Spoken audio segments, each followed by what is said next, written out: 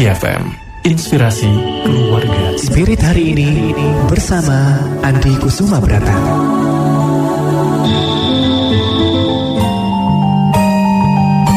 Kepercayaan itu tanaman setia, dan cinta akan menjadi buahnya. Ia adalah imunitas dari segala coba dan goda. Meski guncangan menggoyah rasa, dan kata saling adalah ikatannya.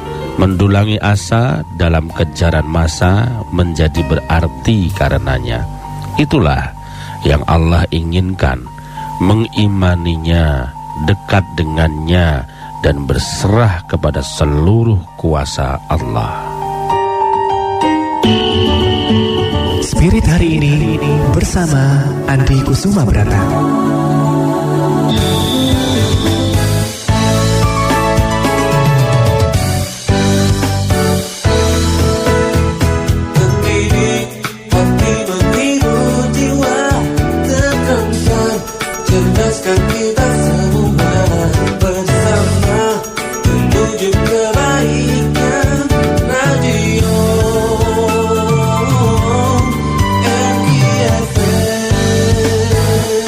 Sembilan 92,1 MKFM Solo, inspirasi keluarga Indonesia.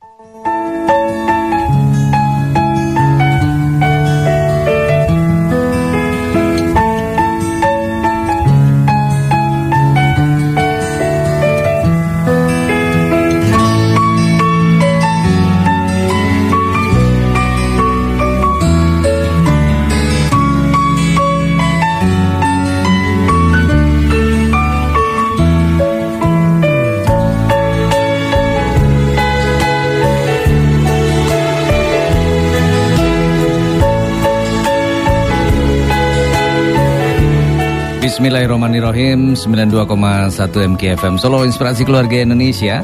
Assalamualaikum warahmatullahi wabarakatuh. Selamat malam sahabat MK, apa kabar? Senang sekali kita berjumpa malam hari ini.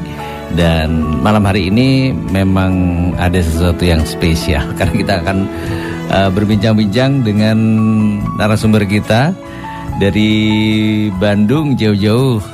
Kita undang ke sini nih. Ya, ada Ustadz Mumuh, kita sapa dulu. Selamat malam, Assalamualaikum Ustadz. Waalaikumsalam warahmatullahi wabarakatuh. Kabar baik Ustadz?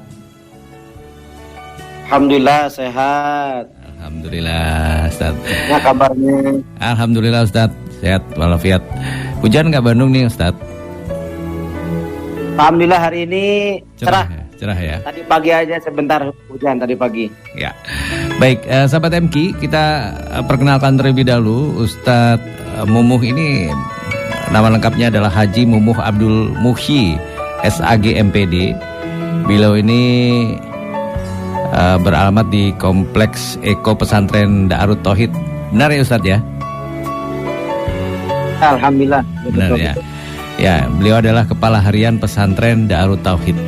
Ustadz, malam hari ini kita akan membahas tentang fikih kontemporer, Ustadz ya. Ya. Ya betul. Ya, fikih ini kan sebuah ilmu yang lebih ke hukum-hukum Islam begitu ya, Ustadz ya. Nah, betul. Kalau fikih kontemporer itu seperti apa nih Ustadz? Mungkin bisa disampaikan ke pendengar MKFM yang ada di Solo News kan. Kira-kira apa sih yang dimaksud dengan fikih kontemporer itu Ustadz? Silakan. Bismillahirrahmanirrahim. Assalamualaikum warahmatullahi wabarakatuh. Waalaikumsalam warahmatullahi wabarakatuh. Alhamdulillahirabbil alamin. Alhamdulillahilladzi hadana lihada wa ma kunna linahtadiya laula an hadana Allah. Asyhadu an la ilaha illallah wahdahu la syarikalah wa asyhadu anna sayyidana wa nabiyyana Muhammadan abduhu wa rasuluh. Allahumma shalli ala sayyidina Muhammad wa ala alihi wa ashabihi azmain, amma ba'du. Sahabat MKFM di Solo yang berbahagia, fikih ini merupakan salah satu disiplin ilmu yang terus berkembang ya. di masyarakat, sehingga pada zaman kondisi saat ini maka para ulama juga ada yang menamakan dengan fikih kontemporer. Kalau secara pengertiannya ini ada dua makna ya, jadi dari kata fikih dan kontemporer. Secara fikih sendiri itu bermakna pemahaman yang mendalam terhadap hukum-hukum Islam. Itu secara makna fikihnya gitu kan ya. Secara makna, secara bahasanya. Kalau secara istilahnya fikih itu adalah ilmu pengetahuan tentang hukum-hukum syariat dalam bentuk amaliyah, dalam bentuk perbuatan mukallaf manusia yang diambil dalilnya secara terperinci ya.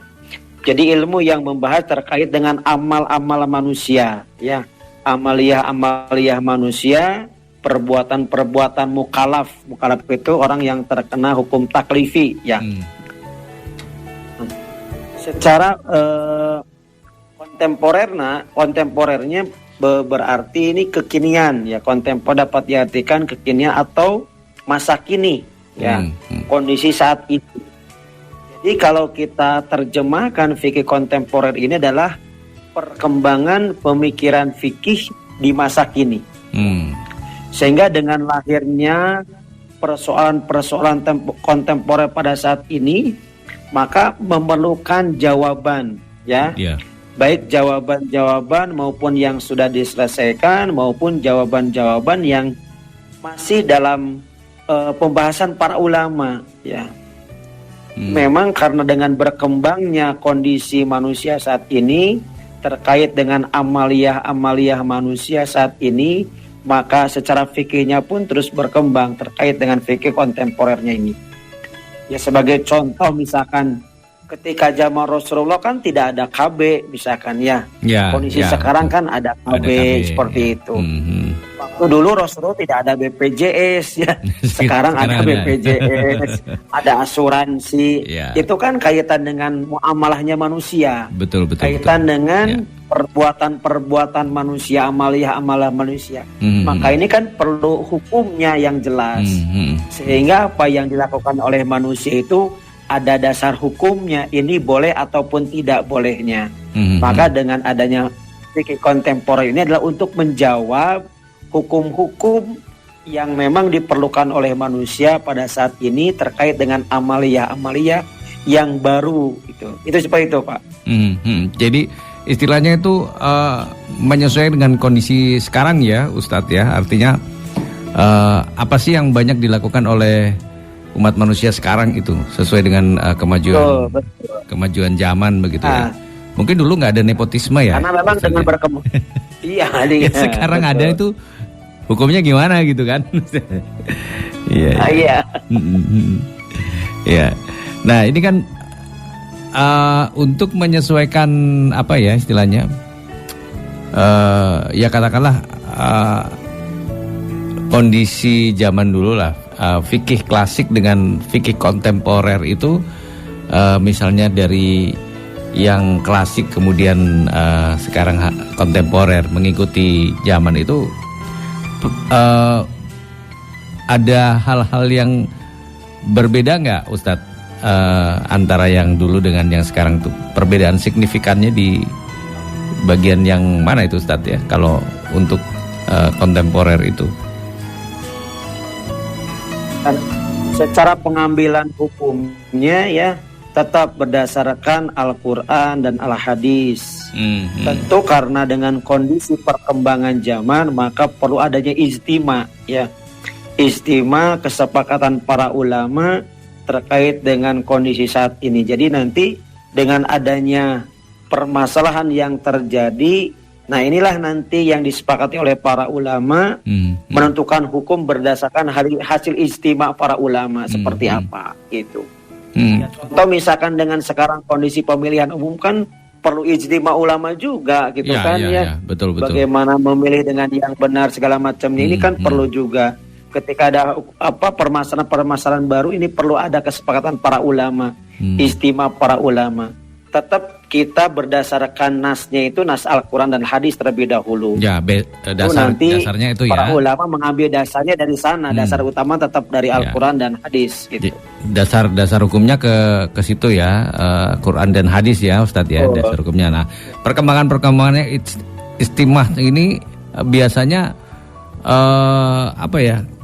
dibutuhkan ketika ada problema-problema yang muncul di masyarakat, atau memang itu secara rutin dilakukan oleh para ulama?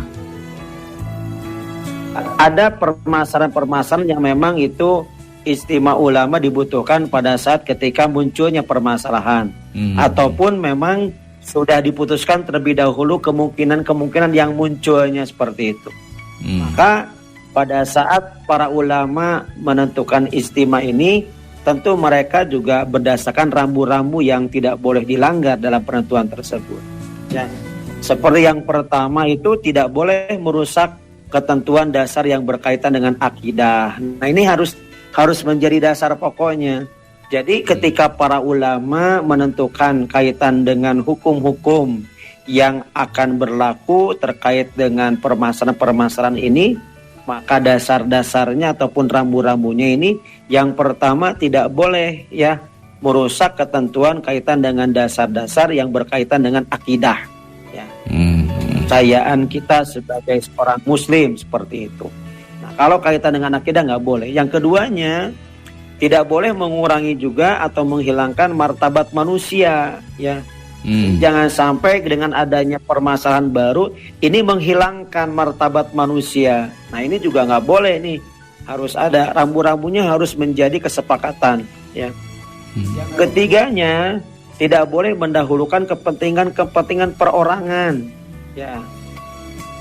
Dan sampai karena hanya seseorang hukum itu diberlakukan, sementara kepentingan masyarakat yang lainnya, kepentingan yang umumnya itu dikesampingkan gitu. Nah, ini juga harus menjadi dasar dalam menentukan istimewa ini. Rambu-rambunya harus jelas. Yang selanjutnya juga tidak boleh mengutamakan hal-hal yang masih sama kemanfaatannya.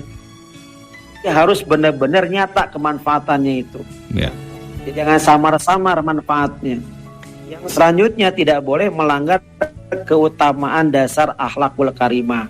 Nah, ini yang menjadi rambu-rambu pada saat para ulama menentukan istimewa terhadap hukum yang akan ditentukannya. Ya. Banyak pertimbangan nih berarti Ustadz ya, banyak pertimbangan, banyak dasar-dasar yang menjadi acuan lah, artinya tidak boleh melanggar yang menjadi dasar itu tadi. Nah, ini kalau boleh tahu nih Ustadz, contoh-contoh ya, misalnya ya hal-hal modernisasi atau hal-hal kekinian yang kira-kira dibutuhkan pemikiran-pemikiran ataupun juga ada perkembangan terkait dengan fikih ini, misalnya di bidang ekonomi, kira-kira contohnya seperti apa nih? Atau bidang pidana atau hal-hal lain yang sering dilakukan oleh umat manusia nih Ustadz. Kira-kira contoh-contohnya apa saja itu yang bisa kita kategorikan sebagai ini udah masuk ke ranah kontemporer nih gitu. Atau mungkin yang klasik pun bisa masuk ke situ Ustadz. Gimana Ustadz? Sebenarnya dari semua hal itu banyak hal-hal yang memang itu menjadi harus dipersiapkan oleh kita ya, terkait dengan hukumnya seperti itu. Contoh dalam ekonomi misalkan kayak sekarang dengan maraknya contoh Gojek gitu kan, itu kan dalam hal bermuamalah gitu kan ya. Kemudian dalam hal bagaimana kita pemesanan kaitan dengan online gitu kan. Ini kan zaman-zaman kekinian gitu kan. Ketika dulu kan tidak ada online-onlinean seperti ini, jual beli online gitu kan. Nggak ada gitu kan. Nah, seperti ini yang terjadi kan saat ini gitu kan. Transaksi seperti ini yang memang memerlukan hukum-hukum yang jelas, sehingga ketika kita berinteraksi itu dalam bermuamalah, dalam amal ekonomi dan berbagai macam hal ini jelas yang kita lakukan itu sesuai ataupun ada dasar hukumnya. Jangan sampai kita melakukan sesuatu hal yang dasar hukumnya ini tidak jelas gitu kan ya, ataupun dalam kategori ini termasuk goror, termasuk yang diharamkan, termasuk yang tidak dibolehkan, seperti itu. Nah itu memang banyak hal ya.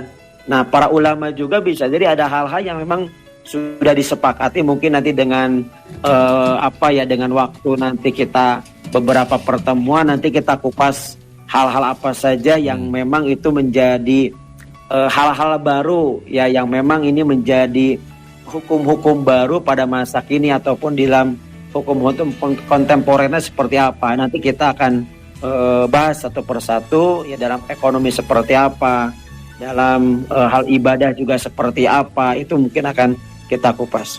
Ya, baik. Kalau saat ini karena itu juga baru pertemuan pertama sehingga kita perkenalan terlebih dahulu ya betul. Pemanasan terlebih dahulu ya. Ya betul. Pemanasan terlebih dahulu. Betul sekali Ustaz. Jadi paling tidak kan pendengar MK FM ya, sahabat MK ini juga paham arahnya gitu loh. Fikih kontemporer itu mengatur seperti apa dan lain sebagainya. Paling tidak kan ini menjawab keraguan-raguan sebagian orang mungkin. Bisakah fikih itu masuk ke dunia modern gitu? Tapi ternyata bisa kan, jadi fikih kontemporer dan lain sebagainya. Betul bisa, ya. Sangat bisa sekali karena memang justru fikih ini kan untuk menjadi batasan bagi manusia, untuk menjadi gawangnya manusia agar dalam bermuamalahnya sesuai diperintahkan Rasulullah ataupun ada dasar hukumnya yang jelas. Karena pasti yang namanya kita sebagai manusia sosial yang pasti akan berinteraksi dengan berbagai macam orang, akan melakukan berbagai macam hal ya. Dan ini kan terus berkembang. Ketika zaman Rasulullah kan tidak ada kendaraan, tidak ada Gojek, tidak ada handphone, tidak ada apa kan. Itu pasti ketika zaman para ulama pun semakin kesini semakin berkembang. Nah inilah juga perlu adanya hukum-hukum yang memayunginya sehingga apa yang dilakukan itu benar-benar lah ada dasar hukumnya yang jelas gitu. Jangan sampai kita melakukan berbagai macam hal tapi itu sesuatu yang termasuk perbuatan-perbuatan yang tidak boleh lah, termasuk perbuatan-perbuatan yang dilarang. Kan itu akhirnya kita juga menjadi menumpuk dosa kan seperti itu. Iya. Paling tidak ada landasan landasan Quran dan hadisnya itu tidak ada yang dilanggar begitu. Artinya boleh mengarah ke hal-hal yang kontemporer tapi ada acuan-acuan batasan-batasannya yang mana yang nggak boleh, mana yang boleh gitu ya Ustadz ya berarti. Betul. Ada hal yang memang seperti itu. Iya. Baik, Ustadz nanti kita lanjutkan kembali. Kita akan jeda terlebih dahulu. Bagi sahabat MK yang mau tanya-tanya nih, ini mumpung ketemu sama Ustadz Mumuh nih jauh-jauh dari Bandung, walaupun lewat Google Meet, tapi barangkali sahabat MK ingin tanya-tanya juga, penasaran dengan fikih kontemporer. Silakan bisa ke 08112958 Baik sahabat MK, kita akan jeda dulu, jangan kemana-mana, tetap bersama 92,1 MK FM Solo, Inspirasi Keluarga Indonesia. Sahabat MK, selain wujud bersandarnya seorang hamba hanya kepada Allah, mengucapkan basmalah juga memiliki tujuan agar setiap amalan yang kita kerjakan tidak terputus keberkahannya. Dari Abu Hurairah radhiyallahu anhu, Rasulullah sallallahu alaihi wasallam bersabda, setiap perkara penting yang tidak dimulai dengan bismillahirrahmanirrahim, maka amalan tersebut terputus keberkahannya. Dengan zakat, bisnis kita selamat dunia dan akhirat insya Allah. Zakat is good. Alhamdulillah, dari berkahnya zakat menjadikan usaha ini semakin melimpah. Zakat is good. Alhamdulillah, dengan zakat usaha-usaha kami semakin berkembang. Zakat is good. Sudah kita simak betapa beruntungnya hamba Allah yang dibersihkan oleh Allah dengan kemampuan berzakat. Semoga kita pun bisa terinspirasi dan melakukan yang lebih baik untuk mensucikan lahir batin kita lewat berzakat. Mari wujudkan kebaikan bersama DT Peduli. Kantor Cabang Solo, Jalan Veteran nomor 247, Serengan, Kota Solo. Konfirmasi 0851 0240 0074. Chat di website www.dtpeduli.org. DT Peduli, semakin melayani dan peduli. Lagi ngapain sih? Lagi sedekah. Sedekah? Itu maksudnya scan QR code apaan sih?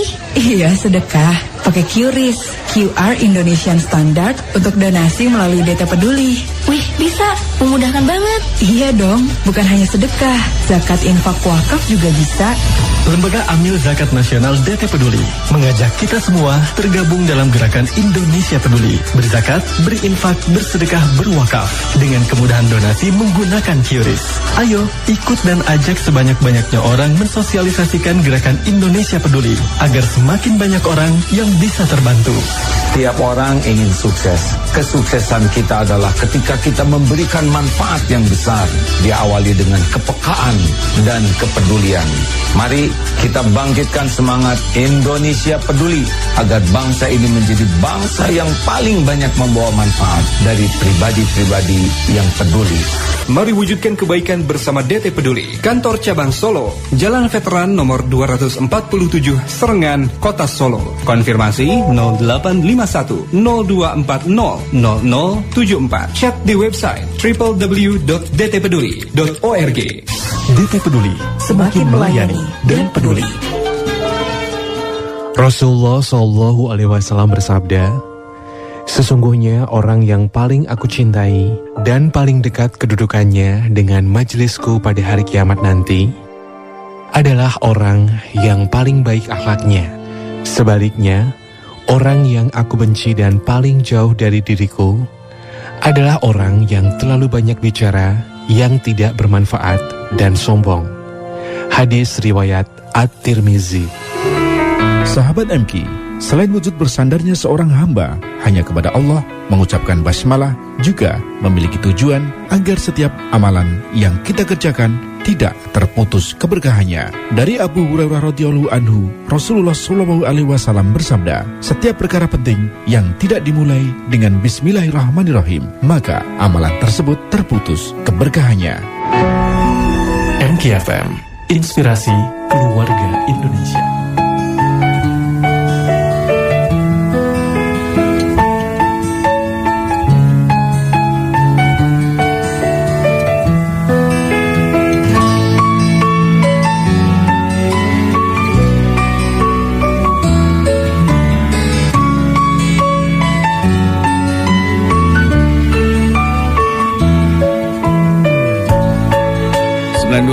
MKFM Solo, inspirasi keluarga Indonesia. Sahabat MK, kita lanjutkan kembali untuk perbincangan kita bersama Ustadz Mumu ya, terkait dengan fikih kontemporer. Ustadz, kita lanjutkan kembali Ustadz ya.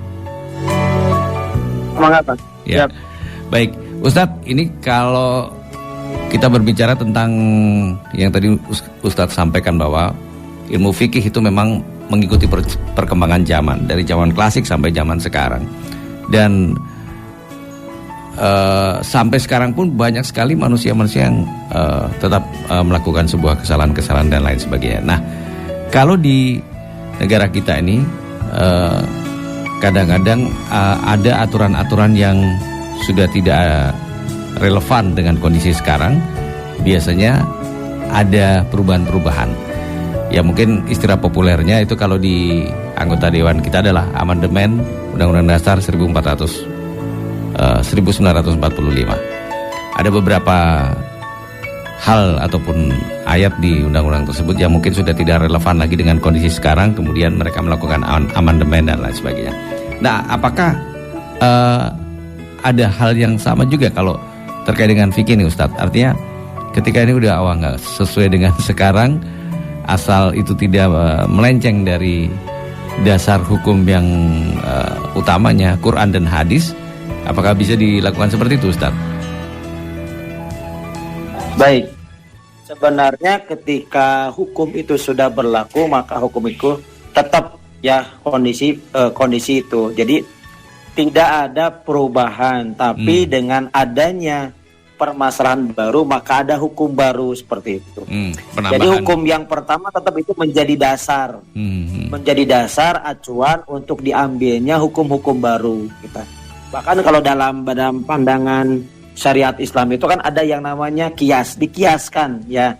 Jadi dikiaskan kepada hukum asalnya seperti apa gitu kan. Nah itu dalam proses bagaimana para ulama mengambil ketika ada kejadian-kejadian baru ataupun ada hal-hal yang baru, maka diambil langkah-langkah yang menjadi hukum asalnya seperti apa gitu kan. Nah itu yang menjadi dasarnya sehingga tetap hukum asal itu tidak dihilangkan ya. Tidak dihilangkan, tetap itu menjadi hukum asalnya gitu kan. Tapi dengan adanya kondisi tertentu maka itu akan ada hukum baru seperti itu. Itu yang menjadi hukum. Contoh misalkan gini, yang hukum asalnya kan misalkan makan daging ular misalkan itu kan haram misalkan contohnya seperti itu ya. Tapi pada kondisi tertentu yang itu ya, kondisi darurat, kondisi yang benar-benar tidak ada makanan sama sekali, taruhannya kalau tidak makan daging itu maka akan meninggal taruhannya misalkan gitu. Nah itu kan ada kondisi tertentu nih, kondisi membahayakannya gitu kan, kondisi nyawa kita. Nah itu ada hal akhirnya ada hukum baru, maka ada hukum diperbolehkan, tapi tidak hukum itu tidak berlaku pada setiap kondisi gitu kan. Itu. Nah itu contohnya seperti itu Pak. Jadi tetap hukum asalnya itu tidak berubah hukum asalnya. Itu menjadi acuan dasar, betul. Berarti semacam ada produk baru, ya gitu Ustadz ya. Produk hukum baru ya. Betul. Produk hukum barunya ada. Nah itu tadi kalau. Jadi betul. Jadi kalau para ulama juga sebenarnya dalam menentukan ijtima ini juga pasti berdasarkan metode dan juga acuan-acuan yang sudah benar-benar diperhatikan seperti itu. Sebagaimana juga yang disampaikan oleh Yusuf Qaradawi ya, beliau menyampaikan dalam menentukan ataupun menjadikan dasar mempertimbangkan kaitan dengan metode ijtihad ini juga beliau menentukan terkait dengan apa? Mencari kemudahan dari kesulitan yang dialami oleh manusia ya. Maka di dalam hadis pun disampaikan yassiru wala tunafiru, permudah jangan mempersulit ya. Tertahiburlah dan jangan menjauhi. Jadi itulah bagian-bagian yang akhirnya juga bisa membantu bagi manusia dalam proses menjalani kehidupannya seperti itu. Ya, saya tertarik tadi Ustadz mengatakan yang dalam kondisi terpaksa seandainya tidak ada makanan lain tadi Ustadz ya. Ustadz mencontohkan misalnya makan daging ular yang tadinya haram, tapi dalam kondisi tertentu tidak ada makanan, dan itu kalau tidak makan nanti akan bermasalah pada kesehatan dan lain sebagainya misalnya. Ini saya membayangkan orang yang berada tersesat atau bagaimana ya Ustadz ya, di hutan begitu ya, di sana tidak ada makan lain selain itu. Nah ini berarti ada hal-hal yang khusus kalau dalam kondisi-kondisi seperti ini ya Ustadz. Betul, dalam kondisi memang kan ada daruratnya seperti itu ya, kondisi yang memang itu dibutuhkan ya. Maka ya hukum itu pun jadi akhirnya bukan tidak berlaku, tetap berlaku, tapi karena kondisi tertentu maka itu jadi diperbolehkan ya gitu. Ya. Baik. Seperti orang yang tersesat kan mungkin tersesat dia untuk nyari bala-bala nggak ada, gitu. Nyari gorengan nggak ada. Kan yang tersesat di hutan gitu kan. Apalagi ketika tahu kan bulat ya. Mungkin tahu bulat nggak ada. Gitu kan memang ya. Kondisinya memang ketika darurat itu ya, daruratnya juga mungkin harus benar-benar daruratnya seperti apa yang memang itu taruhannya nyawa kita. Betul. Kan.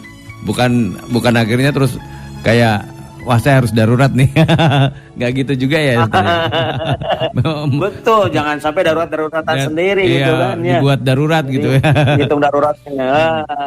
Tapi kalau misalnya dalam pelatihan-pelatihan tertentu ya, misalnya dalam pelatihan bela diri dan lain sebagainya, kemudian ada latihan-latihan survival di hutan dan lain sebagainya itu, apakah bisa dibenarkan Ustaz seperti itu? Ketika dalam suatu pelatihan, misalkan dan memang di hutan tersebut untuk mengisi gizinya gitu kan ya, kan perlu makanan juga kan, harus ada yang memang bisa menguatkannya gitu kan. Betul. Tumbuhan daun-daun itu kan tidak semuanya juga bisa dimakan gitu kan ya. Betul. Gitu kan. Mungkin dan perlu memang ketika untuk mempertahankan dalam kondisi meningkatkan daya tahan tubuh kita, misalkan ada sesuatu yang memang itu tadinya haram ya, misalkan ya karena memang daruratnya, karena kita untuk meningkatkan tadi ya, di sanalah kondisi tertentu daruratnya seperti itu Pak.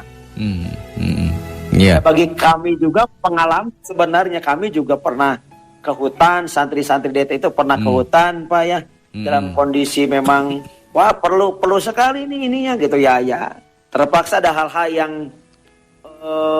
harus dimakan akhirnya gitu Pak. Memang dalam kondisi darurat, dan itu memang sebuah kegiatan yang bukan memang sengaja ke situ sih sebetulnya, tapi karena memang itu sengaja gitu kita bikin kegiatan di hutan. Kan nggak gitu juga. Enggak, betul Pak. Ya, berarti dengan melihat kondisi seperti ini hadirlah fikih kontemporer tuh Ustadz ya. Fikih kontemporer ini kan betul, Pak, berarti setiap masa ini pasti akan ada produk-produk baru terus yang akan mengatur hal seperti itu. Pasti Pak, betul pasti ya. Makanya generasi para ulama ini harus terus bermunculan mestinya Pak gitu kan ya. Iya. Kan kalau lihat kondisi saat ini banyak para ulama, para kiai yang ilmunya sangat luar biasa, beliau sudah meninggalkan kita. Nah ini kan kita perlu melahirkan kembali generasi-generasi yang itu akhirnya mereka tafakuh fiddin, benar-benar memahami ilmu agama. Dan kondisi saat ini alhamdulillah Pak, dari Kementerian Agama gitu kan ya, itu meluncurkan yang namanya PDF, pendidikan dunia formal. Jadi PDF ini bukan PDF untuk untuk transfer aplikasi. Betul, bukan transfer dokumen ya. Bukan untuk transfer dokumen, bukan. Ya, tapi ini pendidikan ini apa?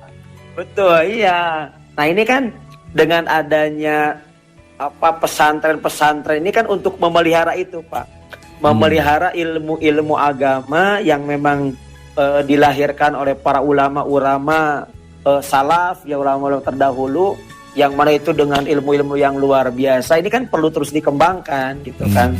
Sementara juga kondisi saat ini juga anak-anak kita untuk ke pesantren kan itu perlu bujukan, perlu rayuan gitu kan ya, untuk masuk pesantren itu. Nah, dan ini kan kalau ini semakin sedikit, semakin hilang.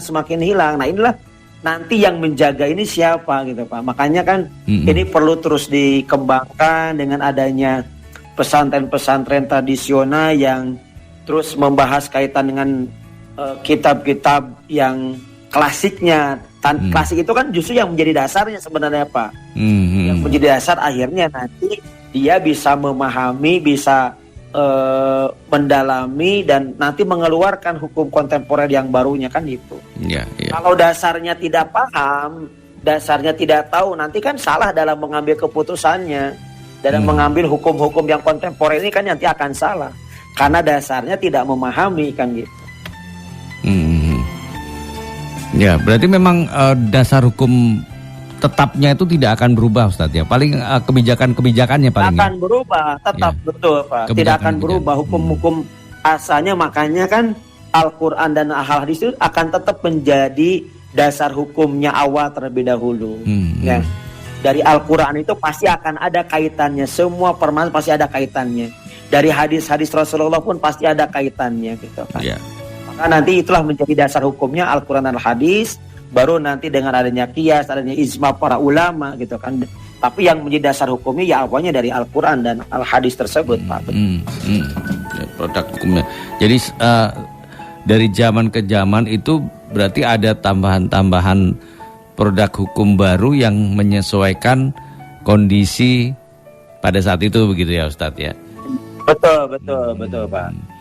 Ya, kalau misalnya gini Ustadz,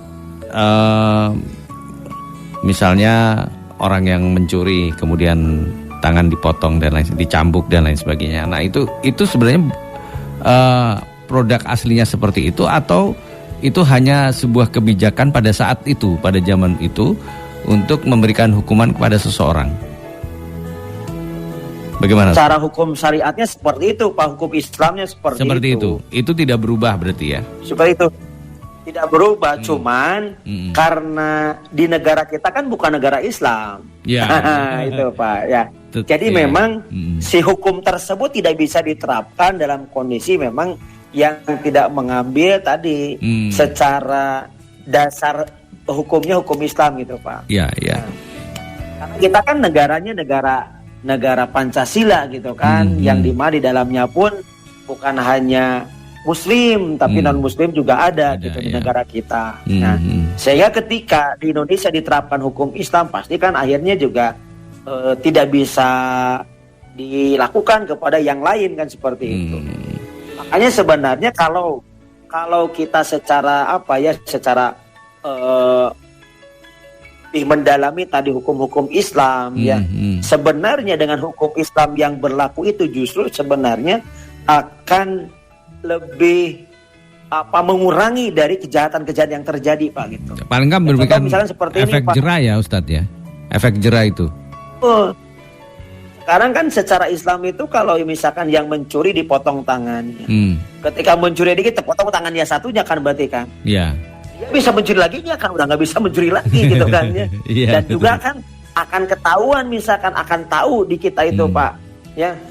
Sehingga kan ketika memang hukum Islam yang berlaku, mohon maaf itu kan ya, tadi seperti potong tangan misalkan, di masyarakat pun kan ini menjadi hukuman secara mental gitu Pak. Orang pasti tahu ya, betul nggak? Orang pasti tahu, oh dia nih kalau mencuri seperti itu, pencuri misalkan gitu, betul kan? Iya. Tapi kalau secara dihukum saja, misalkan dihukum di penjara nih, orang itu kan tidak semuanya tahu, akhirnya kan gitu kan. Malah jadi pintar. Kan tidak hati-hati gitu kan. Malah tambah pintar itu, malah tambah pintar Ustaz. Betul, keluar jadi tambah pintar lagi tuh Ustaz. Malah tambah jadi gitu kan, lebih pintar lagi nyari triknya gitu untuk mencuri itu gitu. Bahkan yang dicurinya kan Pak bukan dikit-dikit yang dicurinya kan. Iya, Pak. Ya. Tergantung Ustaz, kalau yang nyurinya dikit-dikit itu ya itu biasanya di ruangan yang isinya 15 orang. Tapi kalau yang nyurinya gede-gede itu satu ruangan satu orang Ustaz. Ada sofanya itu, ada sofanya. Betul Pak. Aduh. Iya. Iya, berarti ini kan juga menjawab, kadang-kadang orang bertanya sih, itu kan produk hukum beberapa tahun silam. Apakah bisa menjawab kondisi modernisasi yang sekarang ini, bisa mengikuti perkembangan zaman? Tapi nyatanya hadir fikih kontemporer yang bisa mengikuti perkembangan zaman. Kemudian ada produk-produk baru yang menyesuaikan kondisi sekarang walaupun tidak merubah dasarnya, begitu Ustaz. Betul Pak, betul. Memang ada hukum-hukum yang itu menjadi pondasi awalnya gitu kan. Tapi kan ini hukumnya hukum fikihnya secara umum gitu ya Pak ya, sehingga nanti bisa diterapkan di dalam berbagai macam sisi kehidupan manusia seperti itu Pak. Sebagai contoh misalkan ya, ketika dalam hukum Islam dulu tidak bagaimana dengan BPJS, karena BPJS itu kan bagian dari produk hukum baru seperti itu ya. Betul. Karena yang nanti dengan akadnya, dengan bagaimana orang mengcover dan lain-lainnya seperti itu gitu kan ya. Ketika seseorang membayar aja tapi tidak ada tidak ada yang dia dipakainya segala macamnya kayak gitu kan, bagian dari produk-produk hukum baru gitu kan. Tentang KB itu juga bagian dari hukum baru seperti itu Pak. Walaupun nanti tetap bersandar pada dasar hukum aslinya ya, Quran dan hadis itu tadi. Ya, yang tidak akan tetap itu dasar hukum Al-Quran tidak akan berubah pada sana. Ya, baik. Nah, berarti memang fikih kontemporer ini sebuah ilmu hukum Islam yang bisa mengikuti perkembangan zaman begitu ya. Artinya bukan fikih bukan hanya fikih-fikih klasik aja sih, sebenarnya mengikuti perkembangan zaman, walaupun dasarnya tetap bersandar di Al-Quran dan juga hadis itu yang tidak akan berubah. Itu Ustadz. Nah, kira-kira Ustadz, untuk mengakhiri kebersamaan kita malam hari ini, nggak terasa ini udah mau jam 9 Ustadz. Nanti ya. Senin pekan depan lah kita akan membahas ke tema-tema yang lebih spesifik barangkali Ustadz ya. Ini perkenalan aja nih Ustadz. Siap, nanti kita coba ya. Ini baru mudah-mudahan ya. Baik para pemirsa MKFM Solo yang berbahagia, alhamdulillah ya. Walaupun dengan 1 jam tadi kita bersama-sama, kita mengenal terlebih dahulu terkait dengan fikih kontemporer. Mudah-mudahan ini menjadi ilmu dan wawasan bagi kita. Amin. Sehingga nanti kita juga akan terus membahasnya, yang akhirnya nanti mudah-mudahan ada hal-hal yang memang itu terjadi pada kita ataupun pada tetangga kita, sehingga kita bisa menjadi referensinya ada gitu kan, sehingga dalam kita berbuat, dalam melakukan sesuatu kita dasar hukumnya jelas. Bahkan akhirnya itu kan menjadi jawab bagi kita gitu kan. Sehingga apa yang kita lakukan itu sesuai dengan Al-Quran dan hadisnya, dan juga ada kesepakatan para ulama juga. Dan ini apa yang kita lakukan adalah sesuatu yang diperbolehkan. Itu Pak, terima kasih. Mudah-mudahan bermanfaat apa yang disampaikan. Amin. Mohon maaf kalau ada kata-kata yang kurang berkenan di para pemirsa semuanya. Begitu. Terima kasih. Terima kasih Ustadz. Sehat-sehat selalu Ustadz ya. Nanti, sama Pak. Ya. Insya Allah. Sama-sama. Ya, Insya Allah nanti Senin pekan depan kita ketemu lagi Pak. Haji ya. Siap. Terima kasih. Terima kasih Ustadz. Assalamualaikum warahmatullahi wabarakatuh. Waalaikumsalam warahmatullahi wabarakatuh. Baik. Sahabat MK, demikian bincang-bincang kita dengan Ustadz Mumuh terkait dengan fikih kontemporer. Terima kasih untuk sahabat MK yang sudah bergabung malam hari ini di kajian fikih kontemporer. Bisa simak kembali nanti insya Allah hari Senin, sahabat MK. Jadi jangan lewatkan perbincangan kajian fikih kontemporer Senin pekan depan ya. Subhanakallahumma wa bihamdika asyhadu alla ilaha illa anta astaghfiruka wa atubu ilaik. Walhamdulillahirabbil alamin. Wassalamualaikum warahmatullahi wabarakatuh.